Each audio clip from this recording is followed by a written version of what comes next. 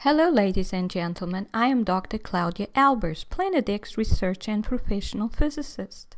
And today I'd like to bring to you another one of my articles. This one is entitled The Directions from Which the Planet X System Stellar Cores Are Coming From. Now, the Planet X system stellar cores, which have invaded the solar system, come in many different sizes, from objects that are about the size of the Earth to objects that are larger than the Sun. However, the smaller stellar cores seem to be more numerous and to most closely resemble white dwarfs, as they seem to have these toroidal-shaped envelopes and may look like a thick disk at times and a dark circle with a light-colored ring-shaped cloud around it at other times, and we can see that in these images. So this is the blue stellar core. This is the Sun. You can see the Sun's corona is going out to envelop this object. It actually makes a magnetic connection with the Sun and exchanges plasma with the Sun. But below here, we see another object, and it looks to be disc-shaped, and you can see there's coronal plasma draped across the object. It also looks like it's a cloud-like kind of structure. This it seems to be the envelope, and white dwarf stars are supposed to have this kind of shape. So it's not surprising that stellar cores, which are old stars that have gone through the red giant and the white dwarf phase, may look like this. These are possibly objects that or stars that are closer to the white dwarf phase than these objects that have very little ionizing material around them. These are the larger stellar cores, and you still see some material clinging to the solid surface of the core of the star, but very little is left. So this object is further away from the white dwarf phase. And these smaller ones, and there are so many, there seem to be so many in the Sun's corona. As you can see, this is a 9.4 nanometer or 94 angstrom image, so it's X-rays. You can see there are so many of these smaller stellar cores. Some of them may be Earth-sized in the Sun's corona. There are quite a few large ones now, but there are definitely much more of these smaller ones. Now, we do know that a lot of the stellar cores, and possibly the larger ones, have argon in their ionizing envelope because they seem to emit pink or magenta colored light, and that's the light given off by ionized argon. But the smaller ones may mainly have helium in their ionizing envelopes. And the reason why I think that is because these smaller stellar cores would, in an electrical universe, which means there's no gravitational collapse, actually become smaller stellar cores and would also have less electrical potential energy. And the fact that they have less electrical potential energy would possibly mean that whatever nuclear reactions they are able to have, and they would not have these nuclear reactions in the interior of the star because these stars have to be cool and dark on the inside. And we know that because of sunspots that are cooler and darker on the inside.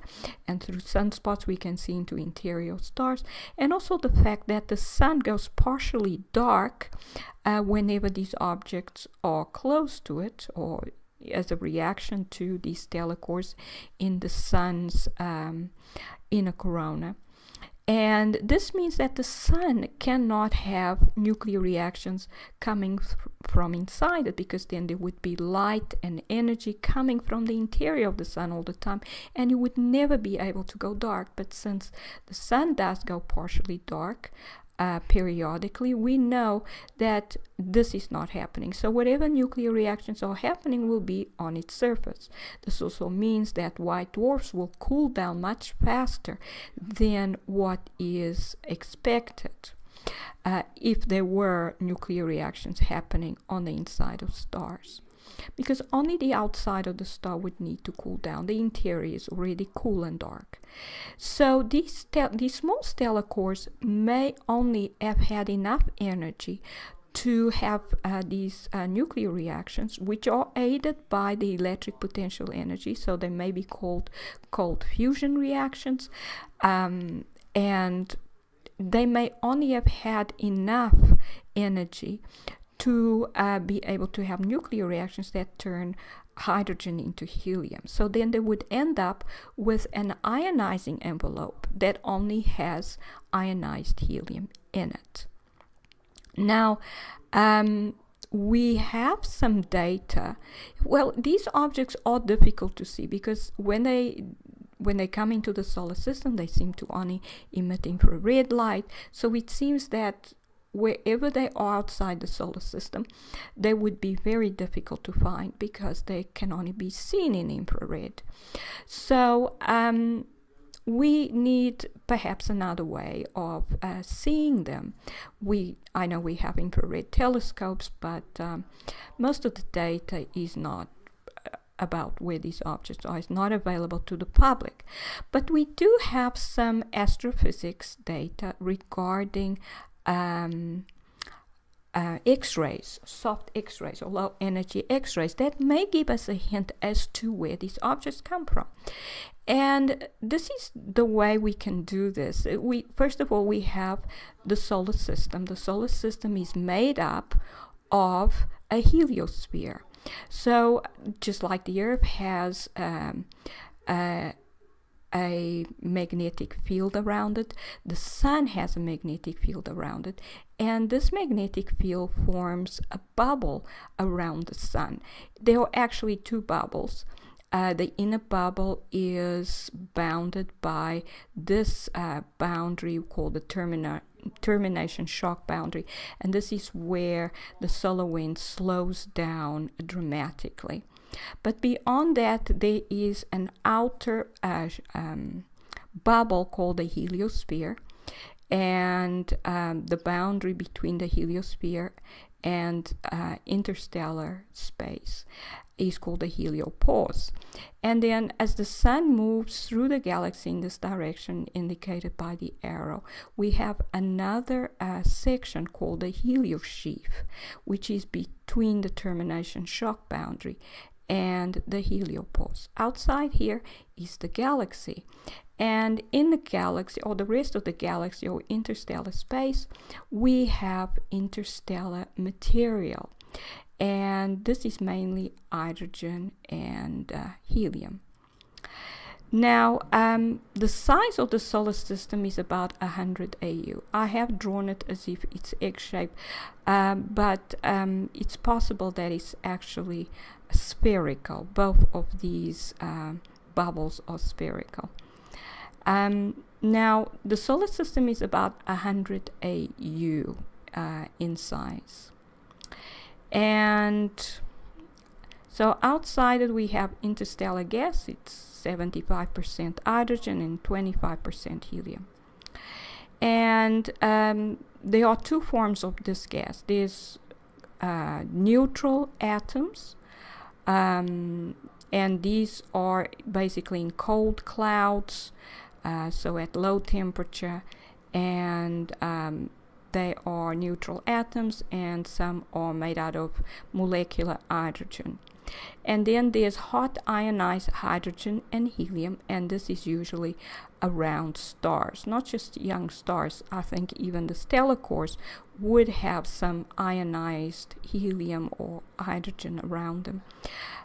Possibly helium, since they possibly have burnt most of their hydrogen and turned it into helium at least. They may have gone to higher mass nuclei, but at least they will have some ionized helium around them. But hot young stars, of course, will have this ionized material around them, hydrogen and helium. Now the sun moves at a speed of 26 kilometers per second through the galaxy, and some of these neutral atoms in this interstellar gas will get into the heliosphere. And these ions, the ions don't get, or very few of the ions get in because the sun's magnetic field deflects them so that they go around the heliosphere. Some of them will always get in, of course, especially if they're high energy, such as cosmic rays. Now, neutral hydrogen is almost completely ionized when it gets close to the sun by ultraviolet radiation. But the neutral helium atoms make it to the other side of the sun, and they produce a region where they are more concentrated on the opposite side to the direction in which the sun's moving in. So there's this region of concentrated helium. It's called a helium cone, and you can see these helium particles would move in this direction, and they would get trapped in this region behind the direction in which the sun's moving. Now, the helium cone, so it's an area where there is a higher concentration of helium atoms, and this concentration is higher than in most other areas of interplanetary space or in the solar system. And some of these neutral helium atoms coming from interstellar space will be ionized as they approach the sun because of their interaction with the solar wind. And there are two ways in which they can become ionized. And when they are ionized, they are called interstellar pickup ions. But the neutral atoms present in the ionosphere can interact with the solar wind and therefore become what's called heliospheric pickup ions. Now, there are two main mechanisms through which these neutral helium atoms can become pickup ions. One is ionization by ultraviolet radiation, and the other is through charge exchange with the solar wind. And these are illustrated below. So the way it happens with ultraviolet light is that one of the outer electrons in the neutral helium atom, which will have 2 protons, 2 neutrons, and 2 electrons, is the ultraviolet photon impacts the electron and causes it to leave the neutral atom, which then becomes a positive helium ion. And this positive helium ion is then ready to grab another electron from another helium atom. So that's why it's called a pickup ion. Then the other way is if a neutral helium atom interacts with a proton, then the outer electron may be grabbed by this proton to form a neutral hydrogen atom, and what we're left with is a positive helium ion, which is missing 1 electron. Then these pickup ions, when they interact with other helium atoms, which may be present within the solar system or actually anywhere else, even outside in interstellar space, this may be happening, then this helium pickup ion may grab an electron from another helium atom. And what happens then, the electron may end up on an outer shell and may cascade down to a lower level, and when it gets to the lowest level it can get to, an X-ray photon is emitted, and these X-ray photons can be detected, and these are low energy photons, and these are at 1/4 keV, which is 250 electron volts, and or alternatively 5 nanometers. So this is low energy X-ray. Now, a survey of the sky has been done for years. It's called an all-sky survey to see where these X-rays are coming from. And they seem to come from just about every direction, but they are denser in some some directions than others. And some theories have been put forward to explain why we have this X-ray source coming from so many directions. And one of the theories is regarding the hot bubble. And this hot bubble is supposed to be a bubble in the galaxy in which our solar system is immersed, and it's supposed to go or be out to 100 parsecs. Now 100 parsecs is it's a huge region of the galaxy. In astronomical units, remember the solar system is only 100 astronomical units in radius, but 100 parsecs is 20 million astronomical units. So this is the size of this hot bubble. But yet it's very small in comparison to the galaxy, because it only occupies 0.3% of the size of a typical galaxy. A typical galaxy has a size of 30,000 parsecs, which is 6,000 million astronomical units. And the sun is thought to be 8,000 parsecs from the center of the galaxy. So we have a diagram here explaining the size. So this would be the diameter of a galaxy, 30,000 parsecs. The local hot bubble is only 0.3%, and the solar system is just a speck in it. 100 AU, it's a tiny speck, it's hardly visible. And now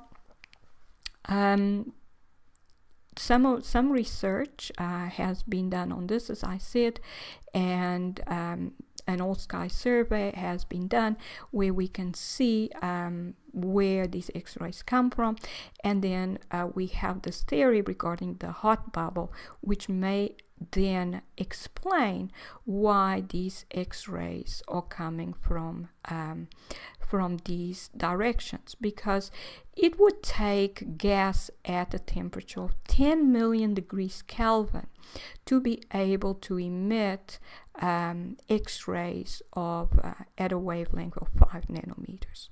So this theory could explain it, but some astrophysical studies suggest that say 40% of these X-rays can be produced through charge exchange, and yet others suggest that charge exchange can explain all of these X-rays being emitted.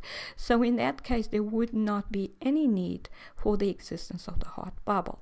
And I find this fortunate because I actually think that the most likely source of these X-rays is the stellar cores, that some of which have invaded our solar system, and I believe all coming from outside our galaxy.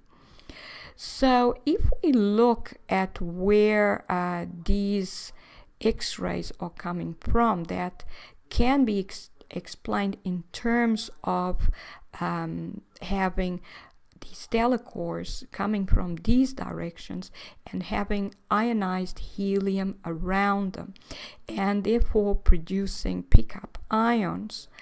And we see where they come from. We can see that mostly they come from above the ecliptic. This is in galactic coordinates, and I do have a diagram here that explains galactic coordinates. And they basically used to define directions in relation to the sun and its position in the galaxy. So we see this would be this is the center of the galaxy, this is the sun's position, and the direction of 0 degrees longitude would be the direction from the sun towards the center of the galaxy. And so this is the longitudinal, this is the plane of the galaxy, and all the directions. So if it's tangential to the elliptical arms of the galaxy, it would be, it's say in that direction, 90 degrees. This is 270. The 180 degrees longitudinal position would be in the plane of the galaxy, but radially outwards from the center, outwards from the center outwards of the galaxy. And then we have the latitude, which is 90 degrees, is straight up, so this would be the North Galactic Pole direction. Say this type of latitude, this would be, say, 30 degrees, and this is where we would be about 30 degrees above the plane of the galaxy. So that explains the galactic coordinates, and what we then see is this does not tell us direction, does not tell us distance, just direction. And we see that most of these X-rays are coming from above the ecliptic and from below the ecliptic. So we see here, say on this side, this would be 30 degrees longitude and 60 degrees latitude. So we see the red here, so there's a lot of X-rays coming from that direction. And we can see from the diagram here where that would be 30 degrees would be about here. So this is 0. 30 degrees longitude would be along this line. And then 60 degrees, this would be about 30, so a bit further up, say here. This would be where these X-rays are coming from. So if they are due to these smaller stellar cores with helium in their ionizing envelope, they would probably be coming this way towards the sun. And if we see here that again there's a higher concentration of helium,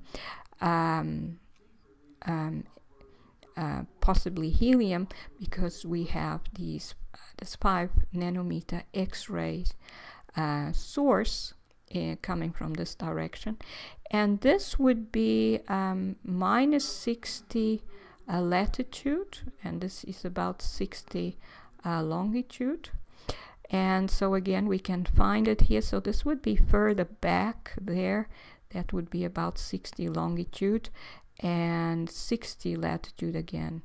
Well, minus 60, I believe it was minus 60. Minus 60 latitude. So this would be on that side, but below the ecliptic. So from somewhere down there. So the stellar cores that would be coming from, they would be coming up from below the ecliptic towards the sun. Now, this actually agrees with where one of the first of these objects seem to have come from, because the first one was announced in 1983 as a dead star about 538 AU from the sun coming in, and it was found on the IRAS data, and it was above the ecliptic.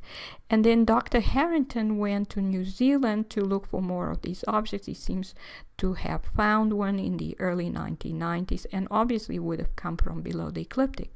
So this agrees with the fact that these objects are coming from both above and below the ecliptic.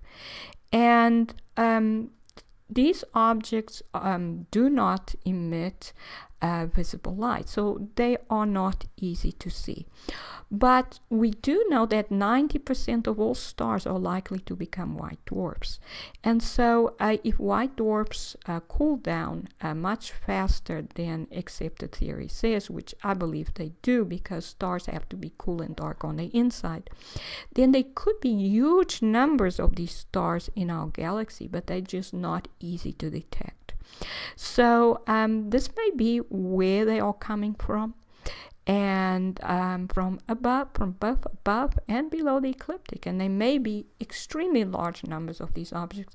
The sun is becoming more and more unstable, and I believe that it's likely that more and more of these objects are actually arriving at the sun. So in conclusion, astrophysics research regarding the soft X-ray background at 1/4 keV or at a 5 nanometer wavelength suggests that stellar cores may be invading the solar system from both below and above the ecliptic. This is Dr. Claudia Albers, Planet X physicist. Thank you for watching.